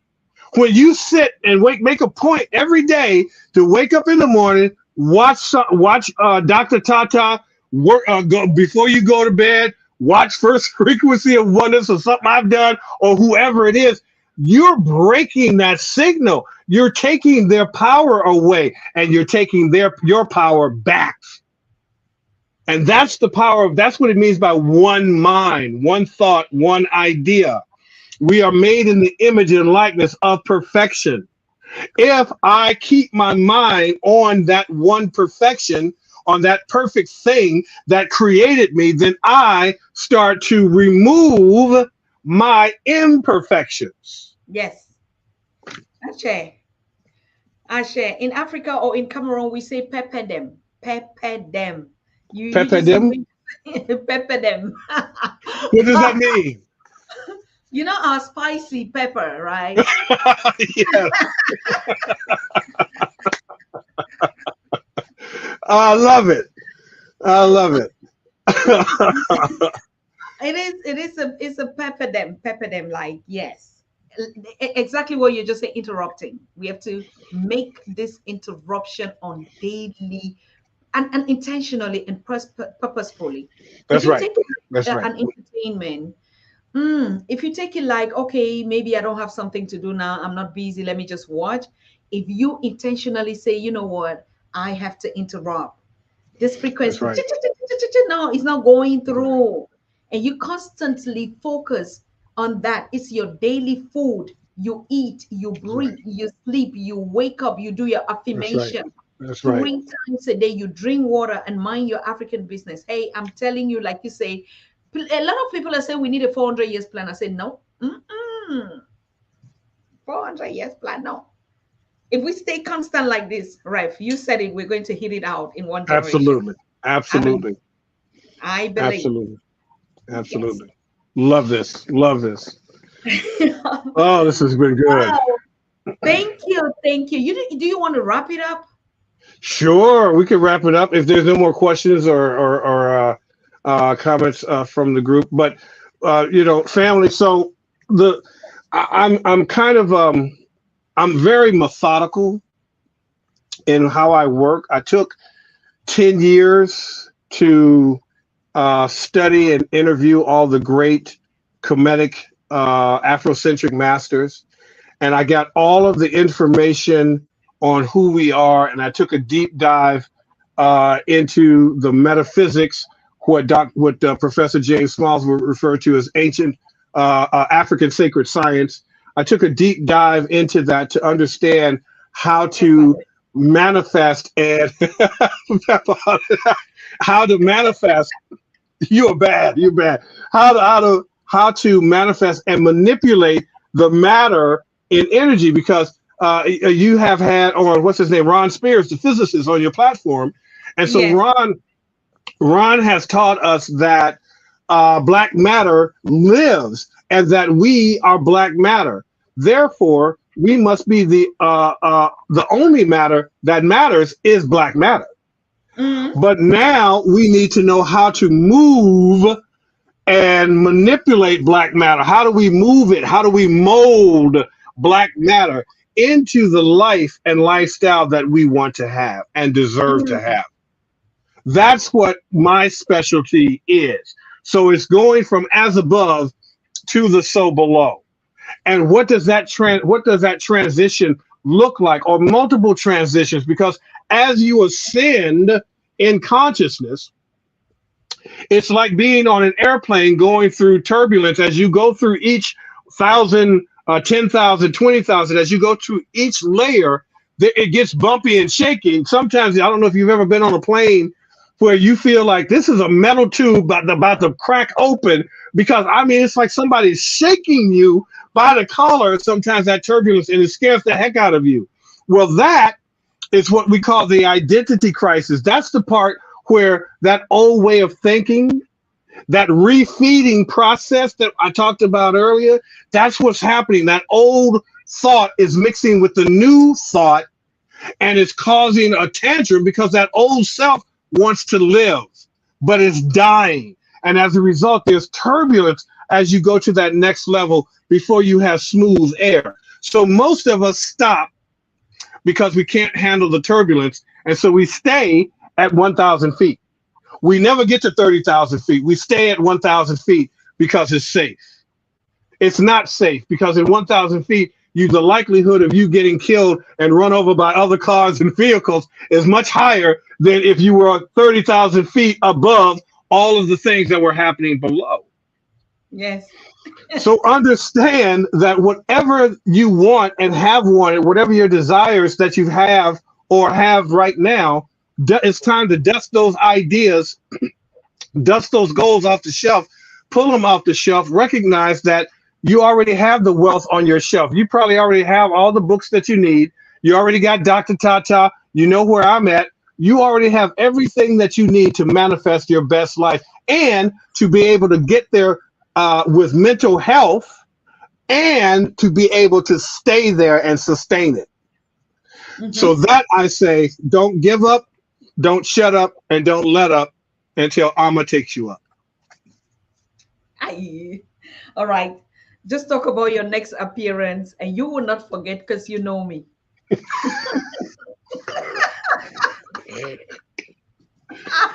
Oh, that was hilarious. I really went blank. I'm so sorry. I won't forget next month though. I tell you that. I will not forget that. That's right. You only have to do that one time. I was like, okay, sorry, goddess. I'll be like the Mike Jackson 5. I'll be there. You'll be there. Thank you That's so very right. much, sir. Thank you. We love you here. Love you, beloved. Love you, fam. Very much. Yes, the more that you're giving to us, we just give you back. Thank you so very much. We do appreciate you. Our ladies are in the comments, and those of them that are celebrating what they call their day today, I just want to have another moment with them, 10, 15 minutes. And I want them to tell me actually if it's really right that they need to celebrate just this day or apart from every other day possible. Okay, so thank you so very much, Rev. Thank God you. bless. Take care, everybody. Yeah, thank you. Thank you. Thank you. Bye. Good. So I just want to spend 5, 10 quality minutes with you, my dear princess, my dear royals, my dear highnesses, my dear queens, because today, and like I said, we've been seeing every on the media, it's International Women's Day 2023. I don't know. Post your comment in the chat. We just want to have a family reflection on this. What does this mean to us?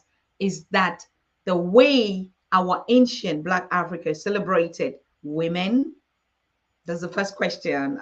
Is this part of our culture, our tradition? What does our history tell us how we celebrate our women? Third would be like, what is the way forward? We do know that in ancient Black Africa, our unity, our celebration was as a one frequency as we do now. Of course, we celebrate special moments, when we give birth, when we celebrate, when we pass on, when we transit. I mean, everything in the ancient African culture, uninterrupted, always was ceremonious, and we celebrate at every time something happened. But the trick is we always celebrated irrespective of the gender. We celebrated as a oneness. We celebrated for a purpose of togetherness. It means it was about a collective community achievement globally. So when we would have to celebrate, a day, that day is going to be the day of the achievement. Like, what did we achieve? Did our crops grow well this time?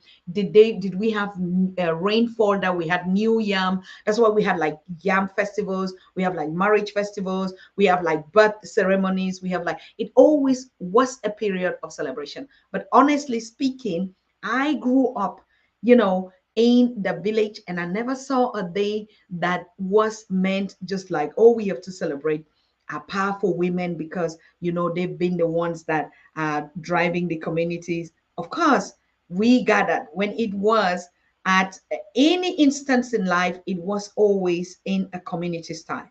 Now we come up into another culture that, yes, celebration is tailor made. Celebration is calendar made. Celebration is topic and fancy and whatever made. Now we want to redefine our model of celebrating our culture, celebrating our values. Oh, wait a minute. Did I shut down? No, celebrating ourselves. So I want to just get your comments. And even getting into that, I want to celebrate all of you that are celebrating. Okay. I want to celebrate all of you that actually are saying, you know, I just sit down today and I remember that I have to pull back, you know, and I enjoy and I cook something healthy. I go out with the children, I work out, or I do some other things for me. So the question is, do you need to do this only on a particular day, or it's something that has to be continuous that we do as a life circle? Sit back every day, relax once in a while, go out. You know, at every season, the African calendar gave us the possibility to celebrate life, love, unity, happiness, communism, achievements of a collective of people.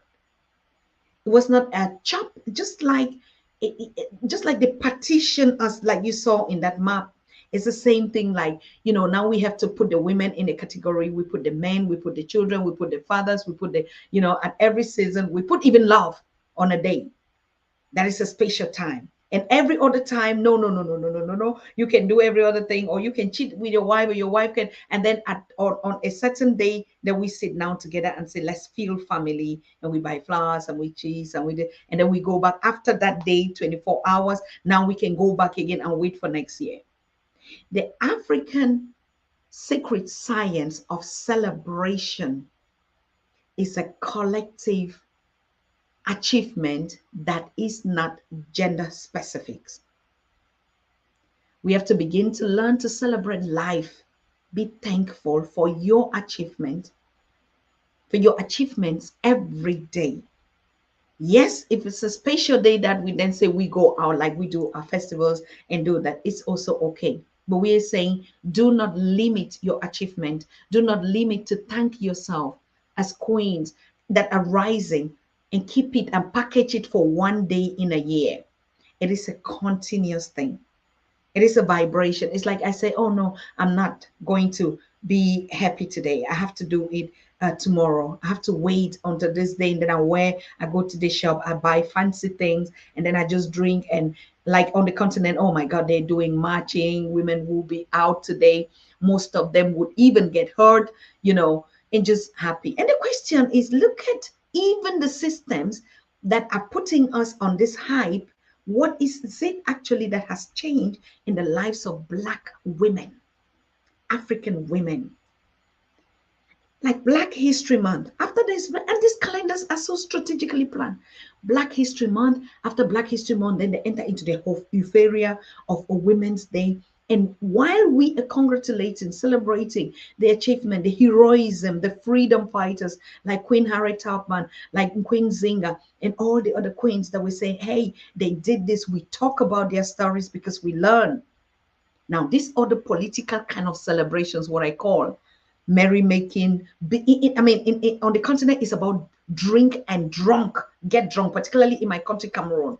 It's really going to be about buying clothes, marching on the street, drink, women doing all sort of things. I say we're celebrating our day. And every day I keep asking, what is the day after that day you celebrate? You wake up and say, I have achieved this by just drinking, get drunk, march on the street, and give all kind of quotes and feel happy a woman for one day on the 8th of March until the rest of the 365 days. People, we have to stop this foolishness. Celebrate today, but celebrate every single day. As a queen, as a king, as prince and princesses, that is our vibration. That is our culture of celebration. And the achievements are collective achievements. It's not gender It's not gender. The whole gender is marketing.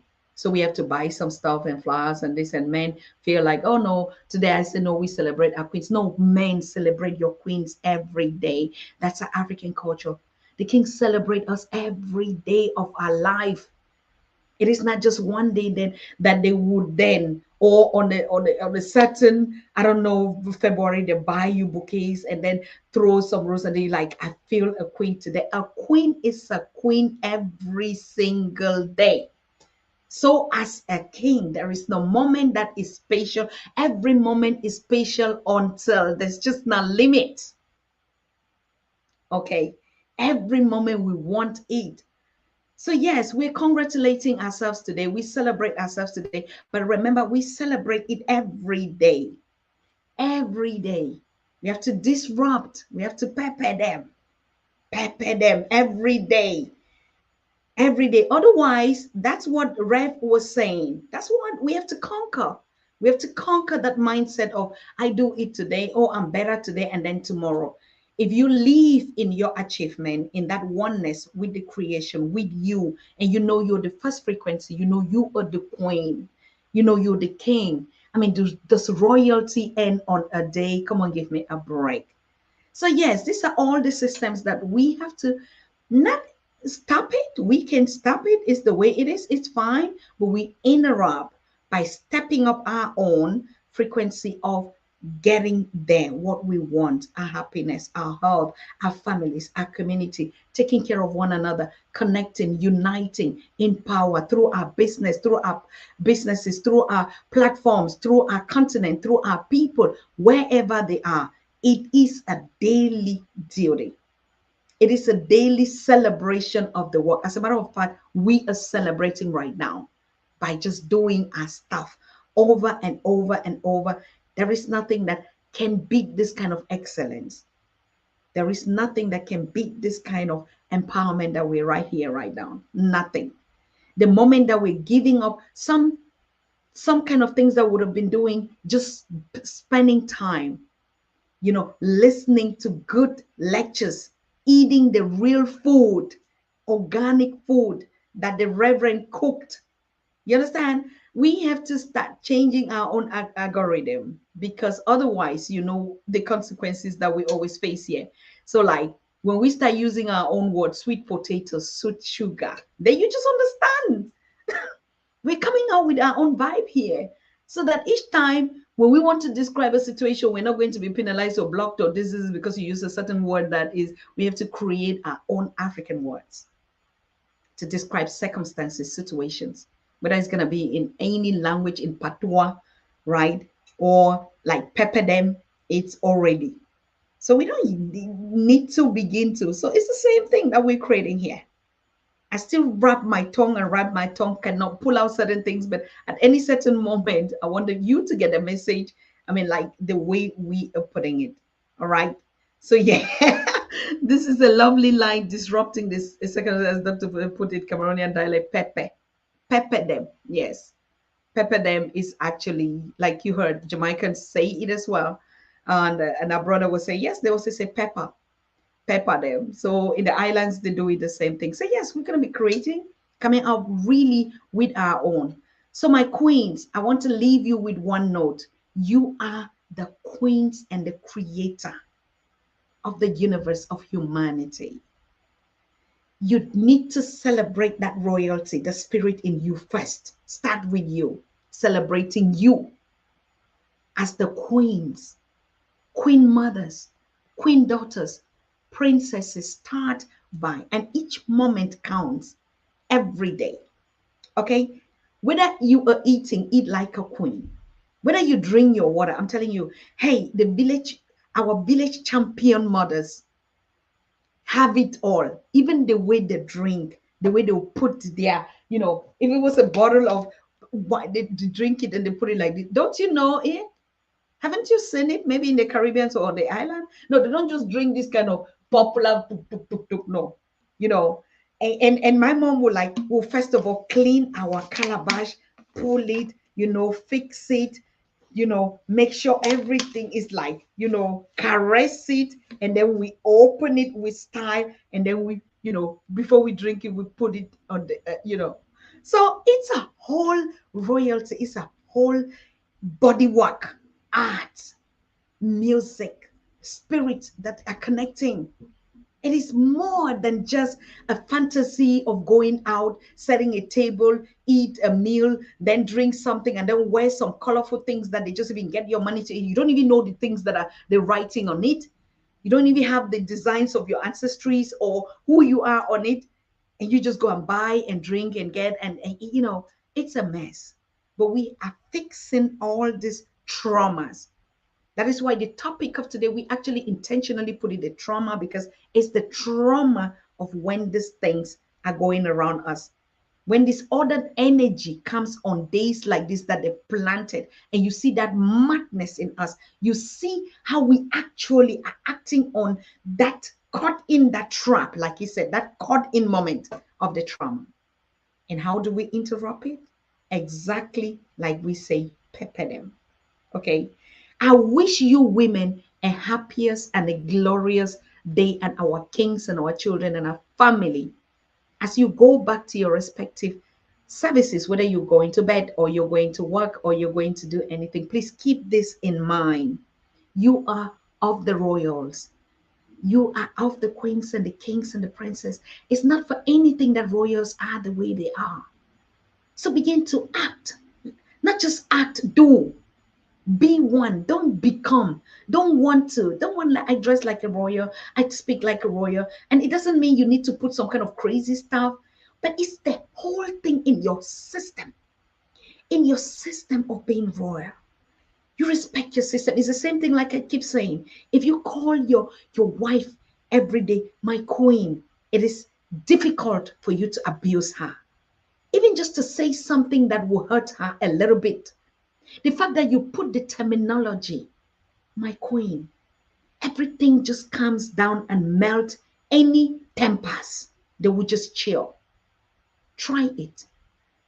Queens, if you honor your kings, starting from your own little prince at home, if you honor them, anoint them, bless them just by calling, oh, my king, no matter what circumstances, even when you are quarreling,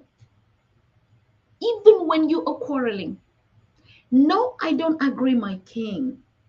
No, my king, this is what I think. Okay, my king, but I think we could do it like this. Okay, queen, I heard you, but my queen, no, I think we have to sit about it again, my queen. You see, the words that we begin to embrace and wrap it into this royalty, is not just to be one, not just to be one for the sake of being, but to intentionally practice. And it takes every day of doing, every day, every day, every day. So you see, even our quotations of, like I said all the time, we should stop using their quotations for what? If we say black sugar, oh my God, you're exploding. So everything that isn't blackness.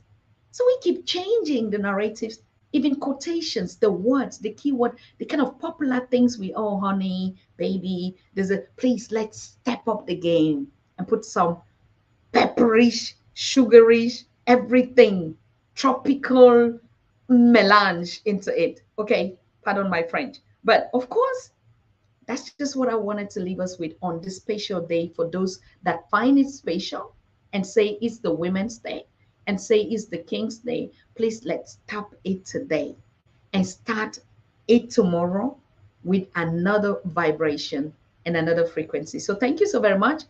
Coming up next on Saturday, Baba Professor Small King James, he already promised us. The last show was a runner. It was a runner. For those of you who missed that show with Baba Smalls on Saturday, please just go back. And a lot of people are like, oh, we don't find the shows. If you go to Pan African Daily TV YouTube channel, please make sure that you click live. You would see on the icons like, community membership, a short, and I think videos and stuff like that. The main menus, make sure you click live, not videos. Videos is just all the videos that we've been producing, 1,000 and more lectures that are here available for you to anytime download, share, rewatch with each another, because we're teaching ourselves, right?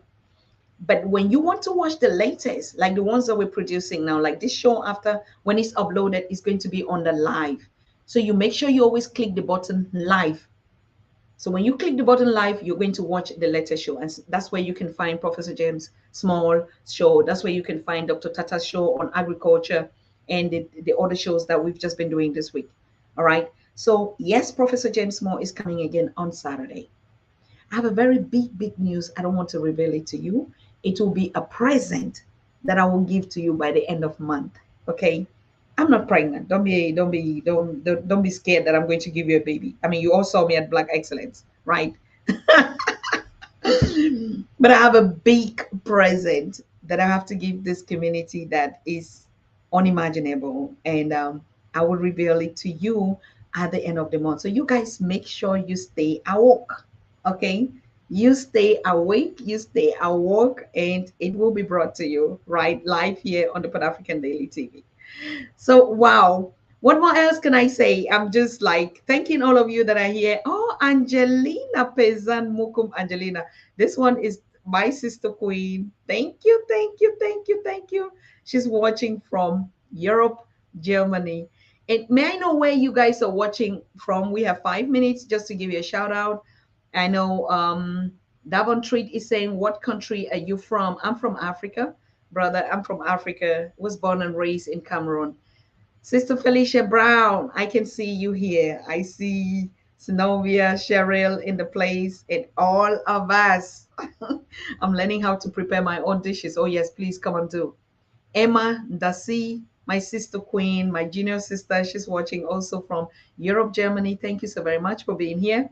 And I don't know where all of you are watching from. If you want me to give you a 1 second shout out to your community, because your community you are representing. And Yoshi Mosh said, Houston, Texas in the house. Wow, Houston, Texas is in the house right here. Patricia Matthews, One Love Africa. Yes. Daniel Manyika, thank you. Thank you for connecting so fast. Thank you so much. Brooklyn, the girl from the woods, Cheryl, always. Felix says he's watching from, where is this? Zambia FM. Thank you so very much. Thank you, thank you, thank you. And Ayoka said, peace, my sister Obenga. Thank you, thank you, thank you, thank you. All right, I think we have come to the end of today's broadcast. Like I said, please go on the platform, rewatch this broadcast today. It was very important for us to understand the traumas so that you know that nothing is wrong with you. Long Island, oh my person. Billy felt that our biggest sponsor, biggest one, New Yorker. The New Yorkers are in the house right here. You know, if everybody can donate and be a member, that would be the best thing here. Lee, just everyone that you see their name in green is a member. So you have the last chance, or one of the last chance also, before you get that big news coming up at the end of the month, to be a member. Join the membership. Join your membership. Just click also on the menu membership on our YouTube channel. You can be a member. You'll see the categories. It's $5 a month and the other kind of packages that are there. Just sign up for one, okay? Being a member means we promote the YouTube for hosting us, and also get, you know, a 70%. They get 30%. So if you sign up a membership that is $5, you know, we are going to get how many? We're going to get, I think, $3, and they get a $2. So that's fair. That's very fair. That's very okay with us. So you can sign your membership, you know, by just clicking and supporting your daily channel here, your daily school, your daily university, as everyone is saying. Right. I guess it's time to go. If I did not give you a shout out, please, hey, connect with us again on Saturday. We'll be live with Professor James Small, and you know how he does it.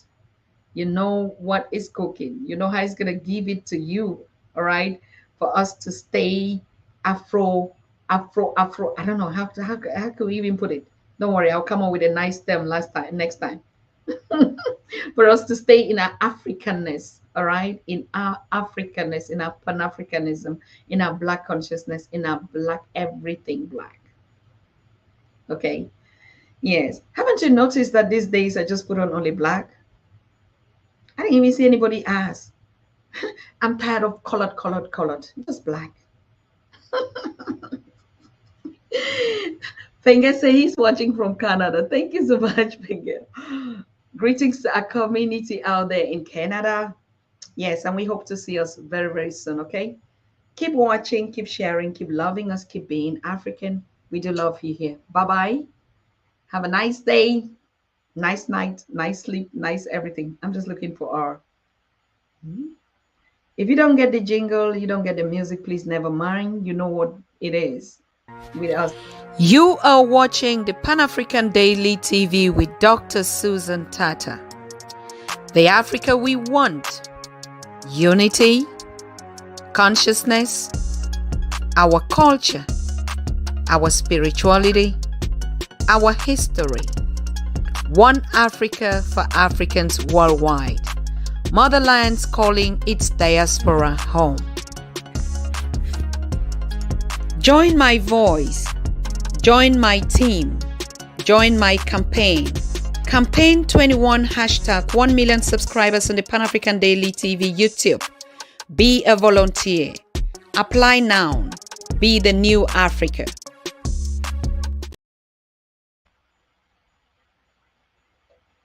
Okay. Oh, I'm so sorry. I thought I had to... You are watching the Pan-African Daily TV with Dr. Susan Tata. The Africa we want. Unity, consciousness, our culture, our spirituality, our history. One Africa for Africans worldwide. Motherlands calling its diaspora home. Join my voice. Join my team. Join my campaign. Campaign 21 hashtag 1 million subscribers on the Pan-African Daily TV YouTube. Be a volunteer. Apply now. Be the new Africa.